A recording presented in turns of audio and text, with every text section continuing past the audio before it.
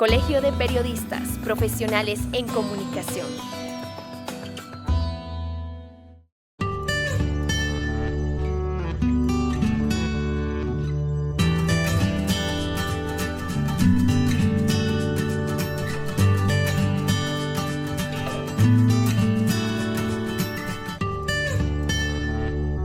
Bueno, lógico que la influencia que tenemos los hijos con los padres siempre es tremenda, ¿no? En mi caso, pues fue fundamental para mi formación en un medio como es el de la radio, medio de comunicación por excelencia para mí. Y desde muy niño mi padre daba clases de canto en una emisora de radio, en La Voz de la Víctor. El señor Perry Girton, que era admirador y amigo de mi viejo, decidió ofrecerle uno de los estudios de la emisora para que lo utilizase como puente para establecer sus clases con los muchachos y muchachas que vivían en San José y que les costaba ir a Cartago, donde él residía. Así es que por ahí me aficioné yo tremendamente desde muy niño a la radio, con los locutores de esa época en La Voz de la Víctor. Eh, pero era el nacimiento de la radio en esa época, por así decirlo, para mí se circunscribía primordialmente a los radioteatros, que eran los que lo llenaban a uno tremendamente. Entonces, eh, programas de aventura como Tamacún, El Vengador Errante y cosa por el estilo, que me imagino que la gente ahora no tiene ni siquiera idea de lo que significaban esos programas radiofónicos que se transmitían para nuestro beneficio, me hizo meterme en ese mundo mágico de la radio desde muy pequeño. El hábito de la lectura fue tremendamente importante y creo que esa es una de las claves fundamentales en la educación del ser humano. La lectura le facilita a uno conocer otros mundos, no tan inmediatos como los que uno pueda tener a su alrededor. Y eso significa meterse en mundos maravillosos, no solamente del cuento, de la novela o los textos educativos, etcétera, que le facilitan a uno desenvolverse en el mundo como es debido, ¿no? Y por supuesto que la lectura es fundamental. Eso lo mete a uno en un mundo mágico y lo lleva a lares que uno nunca sospecha, ¿verdad? La lectura es fundamental en la formación del ser humano. Recién entrado a la Universidad de Costa Rica en 1954, no descubrí, sino que caí en la cuenta de que para mí era importantísimo eh, inscribirme en el grupo teatral de esa época, que era el teatro universitario, donde había incluso gentes que llegaron a ocupar puestos sumamente importantes en la radiodifusión de este país, eh, que eran compañeros de aventura en el teatro, ¿no? Eh, Rolando Angulo, por ejemplo, para solo citar un caso, ¿no?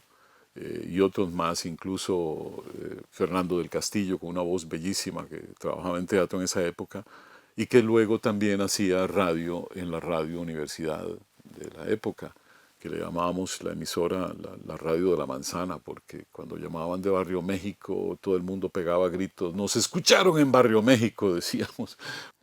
Así me adentré en ese maravilloso mundo del teatro y luego de la radio en la propia radio universitaria, donde desde entonces me aficioné a programas de cierto corte. Por ejemplo, había un programa que se relacionaba con el mundo de la ópera y como yo estaba muy relacionado con ese mundo precisamente por mi padre, Claudio Brenes, por ser cantante de ópera y maestro de canto, pues lógicamente que estaba muy inmerso en ese mundo. Y eso me permitió adentrarme entonces a través del teatro universitario y de la radio en un ambiente totalmente distinto al que el estudiante universitario tiene acceso, ¿no?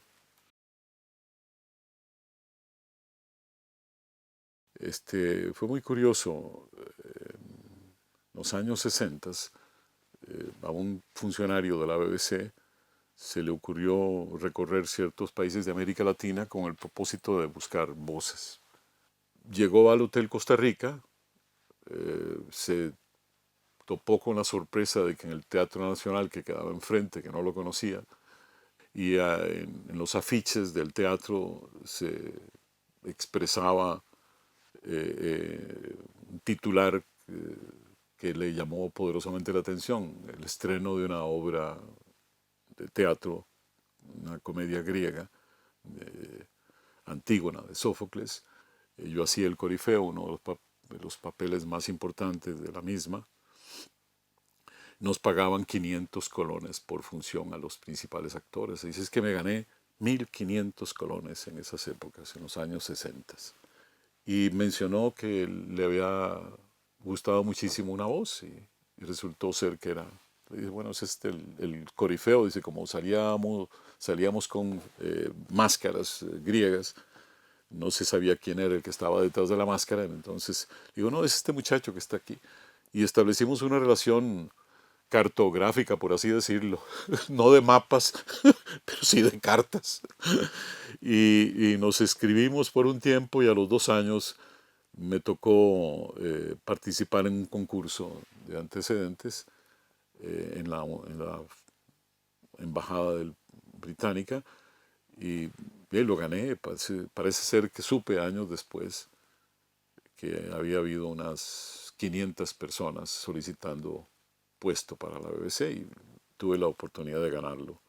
Y me fui allá por un contrato de 3 años, luego firmé uno de 2 más, que era el máximo, y después me ofrecieron un contrato vitalicio a raíz del fallecimiento de uno de los colegas que trabajaba con el servicio latinoamericano, así es que tuve un contrato vitalicio con ellos, al cual renuncié 15 años después.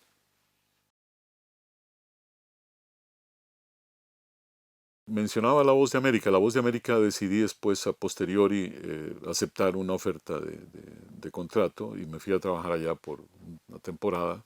Estuve solamente escasos 3 años, un poquito menos de 3 años, por motivos también personales. Renuncié a la misma y me vine de nuevo a Costa Rica. Ahí me vine ante el ofrecimiento del entonces presidente Oscar Arias de constituirme el director de la emisora del Estado, Radio Nacional de Costa Rica. Luego de un tiempo como director de la misma, me ofreció, ante mi sorpresa, el puesto de director general en sustitución de quien estaba en ese momento. Y lo acepté y me fui entonces por varios años director del Sistema Nacional de Radio y Televisión, el SINAR.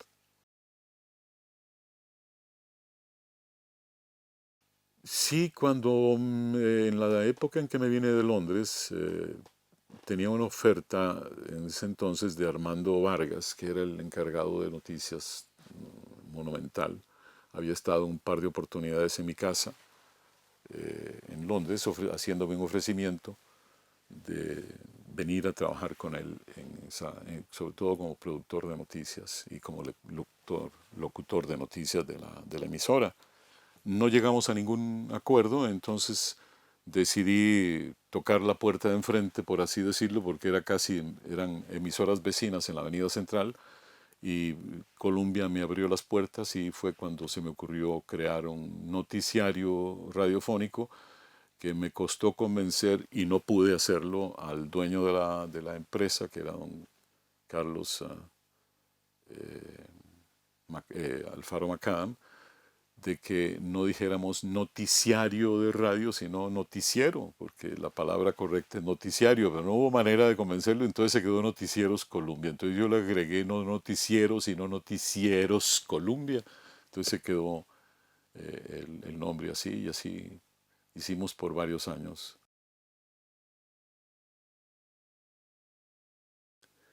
Es difícil establecer un estado per se de las emisoras de radio en el país, pero digo, podría utilizar un vocablo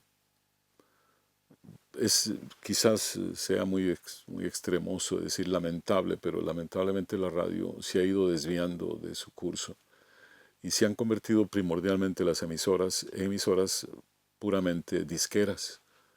Eh, Antiguamente había emisoras disqueras, por supuesto, siempre los ha habido, siempre ha habido música en el aire, pero uno se regodeaba con los títulos y con el comentario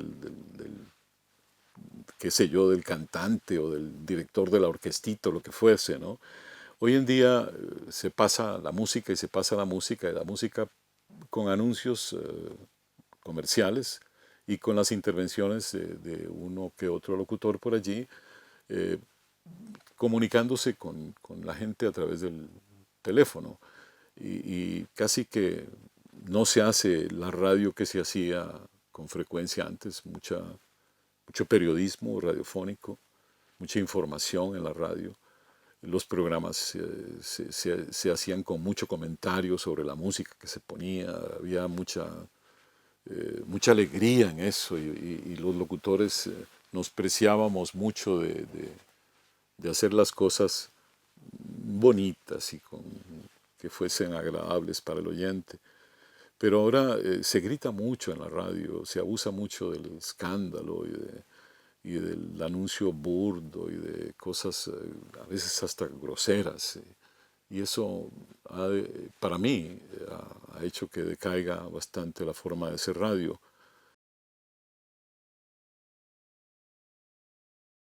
No sé cómo visualizar el futuro de la radio. Para mí lo veo sumamente difícil, ¿no? No sé dónde irá a parar la radio. Si seguiremos en esta cosa cotidiana a veces de abuso, de groserías y de gritos, etcétera. No todos, por supuesto, ¿no? Pero hay mucha gente que lo hace, lamentablemente. Si eso vaya a cambiar, eh, la comunicación se ha hecho cada vez más amplia con las computadoras, con el Internet. Son herramientas nuevas hasta cierto punto, pero que están dándole un vuelco tremendo también a lo que son las comunicaciones. Y la influencia en la radio también es sumamente notoria. Así es que no sé si vamos a llegar a tener emisoras solamente a través de la computadora, de Internet, o si vamos a seguir teniendo emisoras como normalmente las hemos tenido hasta el momento, ¿verdad? Con sus propias plantas de transmisión, etcétera, etcétera. Es difícil verlo, pero debe haber algún cambio que se perfile muy pronto.